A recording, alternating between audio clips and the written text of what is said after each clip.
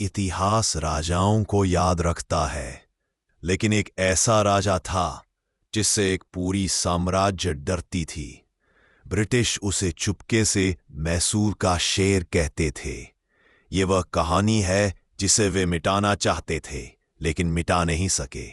1700 के अंत में जब ब्रिटिश ईस्ट इंडिया कंपनी राज्यों को तूफान की तरह निगल रही थी, एक ही शासक उनकी राह में दीवार बनकर खड़ा था, मैसूर का राजा। विद्वान, योद्धा, दूरदर्शी, अपने समय से आगे और बेहद अनिश्चित। उसने भारत के पहले लोहे के खोखे वाले रॉकेट बनाए, ऐसे हथियार जिनसे ब्रिटिश सिपाही कांप उठते थे। उसने मैसूर को आधुनिक बनाया, उद्योग खड़े किए, नौसेना बनाई। वह सिर्फ शासन नहीं करता था, वह क्रांति लाता था। ब्रिटिश की हर योजना नाकाम होती थी, क्योंकि एक नाम उनके दिलों में डर भर देता था, मैसूर का राजा। तो ब्रिटिश ने सोचा, अगर शेर को हरा नहीं सकते तो उसे फंसाया जाए। 4 शक्तिशाली ताकतें एक हो गईं, ब्रिटिश, निजाम और मराठा। एक ही लक्ष्य, मैसूर के राजा का अंत।